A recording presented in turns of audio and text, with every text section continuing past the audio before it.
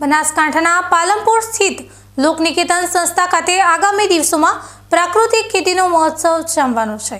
ખેતીમાં રાસાયણિક ખાતરોના વધતા વપરાશ વચ્ચે કુદરતી ખેતીને વેગ આપવા માટે આશા નામની સંસ્થા દ્વારા એક વિશેષ રાષ્ટ્રીય સંમેલનનું આયોજન કરવામાં આવ્યું છે। આ સંમેલન દ્વારા દેશભરના ખેડૂતોને એક મંચ પર લાવીને પ્રાકૃતિક ખેતીના પ્રચાર પ્રસાર માટે મોટું અભિયાન છેડવામાં આવશે।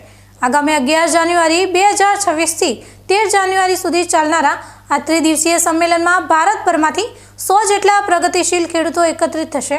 આ કાર્યક્રમનો મુખ્ય ઉદ્દેશ્ય ખેડૂતોને પ્રાકૃતિક ખેતીમાં પડતી વિવિધ સમસ્યાઓ જેવી કે બિયારણની પસંદગી, જમીનનો સુધારો અને પાક સંરક્ષણ જેવા પ્રશ્નોનું નિષ્ણાતો દ્વારા સ્થળ પર જ નિવારણ લાવવાનું છે।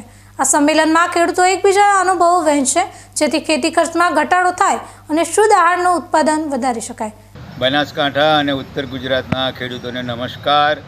અને આ વિસ્તારમાં પણ પ્રાકૃતિક ખેતી, સજીવ ખેતી, રસાયણ વગરની ખેતીનો પ્રચાર ધીમે ધીમે વધતો જાય છે। આ વિશે લોકનિકેતન રતનપુર પાલનપુરથી 6 કિલોમીટર દૂર આશા નામની સંસ્થા દ્વારા કિસાન સ્વરાજ સંમેલનનું આયોજન કરવામાં આવ્યું છે।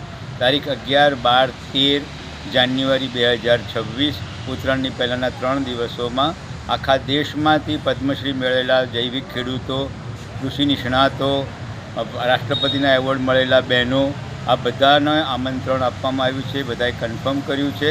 અને તેની અંદર સીડ બિલ આવવાનું છે, ખેડૂતોના બીજના અધિકારો, બીજનું વિજ્ઞાન, સામુદાયિક બીજ બેંક, ઉપરાંત ખેડૂતોના જંગલી પશુઓ સાથેના જે પ્રશ્નો છે તે, હર્બિસાઇડનો ઉપયોગ, એના નુકસાન, નીંદણ નિયંત્રણની, જોખમ વગરની, રસાયણ વગરની રીતો અને ખેડૂતોને મજૂરોના જે પ્રશ્નો ઊભા થયા છે તે આ બધા વિશે વિશદ છણાવટ થશે, પ્રેક્ટિકલ સોલ્યુશન અપાશે, નીતિ વિષયક વાતો થશે।